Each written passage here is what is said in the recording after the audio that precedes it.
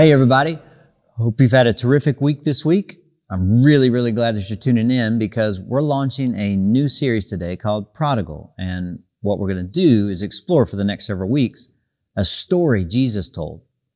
And for some of you, it's a pretty familiar story. Others of you may be hearing this story for the very first time, but either way, we're going to roll up our sleeves and get lost in this story through the month of April.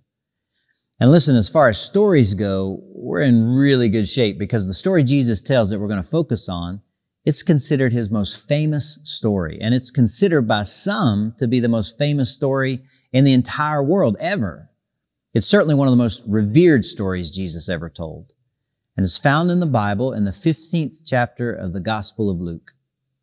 If you receive or are signed up to receive a weekly communication from me, which is usually an email or video, then I asked you to read this story out of Luke 15. And again, it's a phenomenal story, and it's about a father and two sons. Now, it might be helpful to think of this story in two acts, and we'll look at Act 1 today and Act 2 next week, and then we'll take a step back on week 3 and look at it from a sort of 30,000 foot level. But we'll dive into Act 1 today, and it's helpful to think about Act 1 in 3 scenes. All right, so here's scene 1 of Act 1. This is Luke 15, beginning in verse 11, and Jesus is speaking here, and he says, "There was a man who had 2 sons. The younger one said to his father, 'Father, give me my share of the estate.' So he divided his property between them. Not long after that, the younger son gathered all he had, set off for a distant country, and there squandered his wealth in wild living." Okay, so there's a man who has 2 sons, and in the life of the youngest son, one day a thought occurs to him, and the thought for this youngest son is that living at home, it's a burden. He says, "I'd be happier away from the father. I'd be happier without all these constraints in my life at home." You know, you see that in kids sometimes. Some of you have children that are compliant kids, and they love to be at home with their parents. But then there are other kids, kind of non-compliant kids. James Dobson wrote about one of those, a 2-year-old kid named Frankie, a strong-willed kid, a prodigal 2-year-old, just strained at authority around the house. And his mother, Dobson says, one day she saw him pull the chair over to the front window and kind of carefully placed it inside the drapes. And he's standing there staring out at the world when his mother came up looking for him, and she spotted his little legs protruding beneath the drapes, and she quietly slipped up behind him, and she heard this 2-year-old kid, Frankie, speaking to himself in very sober terms. He said, "I've got to get out of here." 2 years old. Well, that's the story of the younger son. "I've got to get out of here," he says, "because here at home I always have to do what the father says. I got to work in his fields. I got to eat at his table. I got to follow his rules. And I don't want to anymore. My life would be better if I was somewhere else, not with the Father. I could be my own boss. I could chart my own course. I got to get out of here." See, the younger son in Jesus' story was convinced that he had to leave his father to really live. Gang, in our lives every day, we choose between 2 alternatives. And one alternative is I can choose to live at home with the Father. You know, if we could sum it up in a single phrase, what the spiritual life is all about, it would be to live at home with God the Father, where I welcome the chance to be with Him, to connect with Him. I'm in constant communication with Him. I look to please Him and honor Him. I mean, when I'm at home with the Father, I remember my primary identity is that I'm His beloved son or His beloved daughter. I'm His beloved child. That's who I am. So I'm not easily threatened or made anxious. I'm not easily discouraged. When problems or challenges come, I know He's right there with me. That's God's deepest desire for you and me, that we should live at home with the Father. But then there's another way to do life. And in the language of this story, it's to live in a distant country, to be far from the Father. See, when I'm in a distant country, I don't think often about God. I don't commune with God. I don't connect with God. I don't want to be reminded of Him because then I might feel guilty for some of the choices I'm making. I don't have a sustained sense of joy or peace or even freedom when I'm in a distant country because it's not where I'm supposed to be. You and I, we can live every day of our life at home with the Father, or we can live in a distant country. Every single one of us will come to a time when we think, I'd be happier if I went my own way, do my own thing, be my own boss. And that's what this younger son thinks. I gotta get out of here. And so he decides to leave. And in verse 12, he goes to his father and he says, Father, give me my share of the estate. And this is a huge step. It's very important that we understand the nature of this request. I mean, when does anyone get an inheritance? Well, it's when the one giving the inheritance dies. You see, this is not the story of a young man who's out to appropriately assert his independence and explore the world. It's not that kind of story. In the context of the first century, in this Middle Eastern culture, a son asking for his inheritance early, it was the worst of insults. A son in Jesus' day was not only expected to wait until his father died before he'd receive his inheritance, but he was also expected to take care of his father in his old age.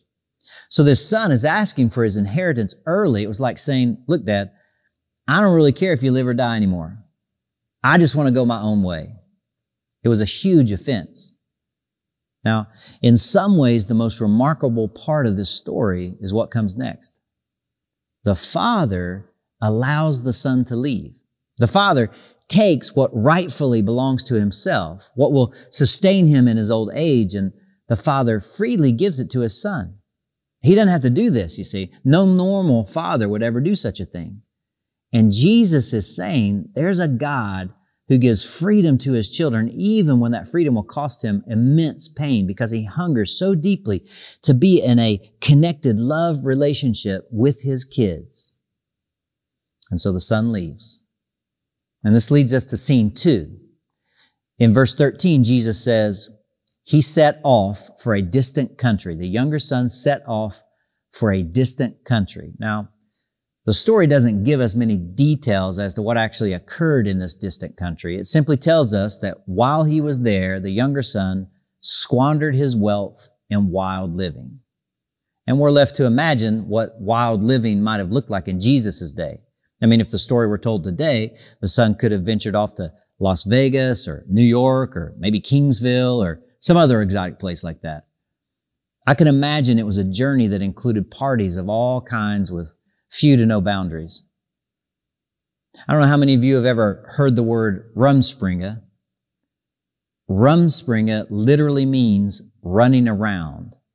And it's a word used to describe the Amish practice of allowing youth to sow their wild oats, as it were. Now, not every Amish community does this, but the ones that do, they allow this for kids around 14 to 16 years of age. And this freedom, it grants these teenagers permission to leave the community, go out on the weekends, and experiment with the world outside in whatever way they choose. And it comes with an understanding that when they come back, they have a choice to make. They can choose baptism within the local Amish church, or they can leave the community permanently, turn their back on their family, and choose to live in the world, for good. Now, I think I'm safe in saying that few, if any of us here around CCC are Amish, but that hadn't stopped us from engaging in some rumspringas of our own, has it? I mean, we may have other names for it, like we call it Senior Week or Spring Break or Rumspringa Break or Freshman Year or Midlife Crisis, but it's the same thing. And it always ends the same way, empty, sometimes with big consequences attached. The story of the younger son is the story of so many of us, some more or less dramatic, some more or less painful, but living away from God the Father always disappoints. And it disappoints for this guy too in our story. Jesus says that after the younger son had spent everything, there was a severe famine in that whole country, and he began to be in need. So he went and hired himself out to a citizen of that country who sent him to his fields to feed pigs. And he longed to fill his stomach with the pods that the pigs were eating, but nobody gave him anything. All right. So this son goes to a distant land, gets all wild, and ends up alone and desperate and with very little hope. And he is no longer having the means to avoid facing where this road that he's chosen is taking him. This kid's desperate. And my guess is he's filled with a whole lot of regret. And then a great verse. It's sort of a turn in the story. Verse 17. When he came to his senses, he said, how many of my father's hired servants have food to spare? And here I am starving to death. I will set out and go back to my father. So Jesus says he wakes up, he comes to his senses, and he says to himself, what in the world am I doing here? I mean, this is crazy. This is nuts. And he decides he's going to go back home. And he composes a little speech. Now, did you ever have a real important conversation coming up? Maybe a job interview, or you're going to ask somebody on a date, something like that. And you're a little nervous, so you compose a little speech ahead of time about what you're going to say. I don't know if you've ever done that before. Well, that's what this guy does. You know, I'm the youngest of 3 boys, and I'll never forget when I was in high school, my older brothers had already gone away to college, so I was the only kid in the house. And one spring, my parents decided to go on a cruise, and they left me for like 10 days or so. They literally gave me some money and said, you might want to go out to eat a lot and take care of the dog. We'll see you in a couple weeks. Now, I was a responsible high schooler, but that seems a little crazy when I look back on it now. Well, the day my parents left, I invited a couple of my friends over to my house because my parents are gone and we can do what we want. And so I called Roger and Neil, and they roll on over to the house. And my dad was a stereo nut. Like, he loved stereo equipment and had some really great stuff. And the prize of his stereo system were these Polk audio speakers, and they would just kick it. I mean, they cranked. And so Roger and Neil are over on day one. And again, this is the late 80s. So we turn up some, Whitesnake or Rat or Wham, and it's pumping out of these incredible speakers of my dad's. And all of a sudden, boom, they stop working. Nothing's coming out of them. And we tried everything, but it was to no avail. And I thought, man, I am in trouble. I'm not going to be the favorite son anymore. I just blew my dad's most prized possession. And I started thinking, maybe I could take the cash they gave me for food and purchase a new pair of them somewhere, but it really wasn't enough money. Or maybe I could sell the dog, but that wasn't enough either. I was like Ferris Bueller running the car in reverse, trying to figure out a way to replace these speakers before my dad got home. But then I came to my senses, and I decided I'm just going to fess up. I'm going to tell Dad exactly what happened, that Roger and Neil broke his speakers. No. But I did come up with a speech, and I did rehearse that speech. And it was something like, Father, I've sinned against heaven and against you. I'm no longer worthy to be called your favorite son. Just treat me like one of the other sons. I blew your speakers, more or less. That was sort of the speech. And I knew exactly when they were coming home. And so I met them right when they came in the door. And after the initial greetings took place, I said, Dad, I'm sorry, but I blew your speakers. I'll do whatever I got to do to repay you for them, replace them. I'm really, really sorry. And my dad looked at me, and then he looked back at the speakers, and then he looked back at me, and then he looked back at the speakers, and then he walked over to one of the speakers. He reached behind the speaker, and he popped out a little fuse from the back of it. He walked into the kitchen, he reached into the cabinet, grabbed a new fuse, then walked back into the living room, plopped that new fuse into the back of the speaker, and voila, it was good. And then he turned to me, he kind of had a bit of a half smile on his face, I think. And he just walked out of the room. And I thought, kill the fatted calf, man. Well, this son, he composes a speech that he's going to say to his dad. And look in verse 18 at this speech. It says, I will get up and go to my father. And then here it is. And I will say to him, Father, I have sinned against heaven and before you. I'm no longer worthy to be called your son. Treat me like one of your hired hands. Now catch that phrase from his speech. Treat me like one of your hired hands. He decides to go back, but he doesn't envision going back and being fully welcomed back as part of the family, at home with his father. He doesn't think that's possible. He thinks, I've messed up way too much. He's going back on what we might call the hired servant plan. And as a hired servant, it'd be different than being a son. He'd be a free man with his own income, living independently, maybe in the village somewhere. He might be able to pay his father back at some point, at least partially, kind of to redeem himself to some extent. But he won't know the intimacy of a son and a father. And I wonder for how many of you, if you were really honest, you'd say, I understand what it is to be a hired servant. I could try to do things for God, but I don't know what it is to live simply as a beloved son or daughter of His. I don't know God like that. Well, gang, you and I need to travel with this son right now through this part of the story because it is amazing. And this leads us to scene 3. Scene 3 comes along, and this desperate, starving boy makes the long journey back home. Eventually, he comes strolling up the street, and this is what Jesus says. But while he was still a long way off, his father saw him and was filled with compassion for him. And then check this out. It's one of the most wonderful phrases. Jesus says about the father, and he ran to his son. You know, we talked about this a couple weeks ago, but a Middle-Eastern nobleman never ran. It was a violation of dignity in those days. In fact, Aristotle, the Greek philosopher, wrote, Greek men never run. But do you see, Jesus, he's saying this is the heart of God. This father's heart is so full that he forgets everything. He forgets his dignity. He forgets everybody that might be watching. He sees only the starving, aching, exhausted figure of his son that he had given up for dead. And now his son is coming back, and the father takes off like Lamar Jackson, makes a beeline for this boy. And then for what happens next, there are almost no words here. I mean, the father doesn't say anything at all. He sees once more the body that he held that first time, the first day it ever entered the world, the body that he fed and clothed and watched over and thought he'd never see again. And now it's before him once more. So emaciated, it's hardly anything more than skin and bones, this boy is. He's just wasted. He throws his arms around that body that he thought was lost to him, and he just can't let it go. He sees the face that was once the face of his little boy, now hardly recognizable, stained by sin and shame and defeat and fatigue. And he starts kissing his son. And the way that Jesus tells it, it can be translated that he just kisses him over and over and over again. He just can't stop.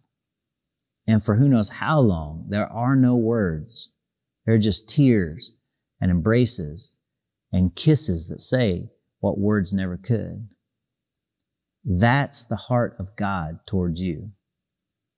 Whoever you are, wherever you've been, whatever you've done, that's the heart of God towards you. Get this picture of God in your mind. God doesn't want you to live as a hired servant. He wants you as His beloved daughter or His beloved son. And if you just turn to Him, He longs to run to you and throw His arms around you and embrace you and shower you with what you need. That's the heart of the God who Jesus came to proclaim. Well, finally the son speaks, tries to spit out that little speech. I want you to look real close at what the son says and see how it's different from the first draft of his speech. Verse 21 says this, the son said to him, Father, I have sinned against heaven and against you. I'm no longer worthy to be called your son. Do you see how it's different? I mean, he cuts it short. There's no mention at all of the hired servant plan. You know, that whole just make me like one of your hired servants. I'll work my way back into your good graces. Now, some people think that the reason that the son doesn't say that is because the father interrupts him and cuts him off. And it could be, although the Bible doesn't say. It could also be that the son is just shattered by this unimaginable expression of love from his father. I actually think the son had anticipated returning 1,000 times on his way home, and he had sketched out every imaginable scenario in his mind except one.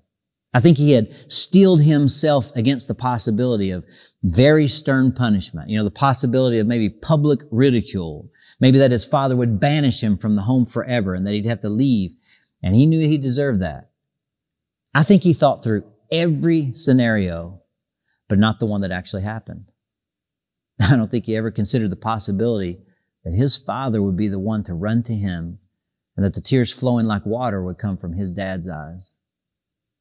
This son had no idea until that moment of what was in his father's heart toward him. And he realizes now that money, the inheritance, that was never the issue. It was the relationship between the father and the son that he nearly destroyed. It was the heart of a father that he'd nearly broken. And it's the same for you and me.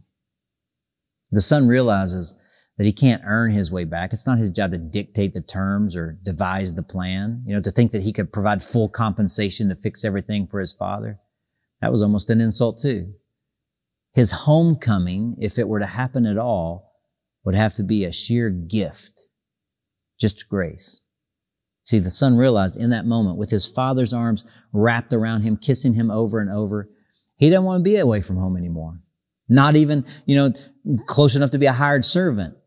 The son gives up this little plan to save himself, and he gives up the last of his pride, and he just surrenders utterly to this overwhelming love of the father. And the father, he now wants everyone to know. The whole village to know, the whole world to know that his son is fully restored. So he has the servants dress the boy in his finest robe, the way you dress a king. He put a ring on him as a sign of his authority. He put shoes on his feet, and that's the mark of a free man. He kills the fatted calf, which is a bummer for the calf. But then he says, let's start the party. For this son of mine was lost, but now he's found. He was dead, but he's come back to life. That's the heart of God. Is this the dominant picture you have of God? If not, it needs to start to be. Jesus says that that's the heart of the Father for you. If you just turn to him, the Father longs more than anything to run to you right now and embrace you. However long you've been living in a distant country, maybe just a little bit, maybe a long time, well, CCC, right now, it's time to come home. So I'm going to invite you to spend the next few moments saying to God whatever it is that you need to say to him. And he's not looking for a long speech from you, but he is looking for something from your heart. And so maybe it's forgive me. Maybe it's thank you.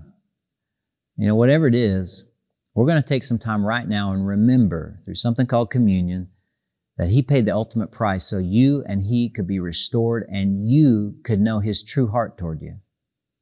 Wherever you're watching this, grab some bread and juice and remember Jesus who paid the price on the cross so we could come home to the Father.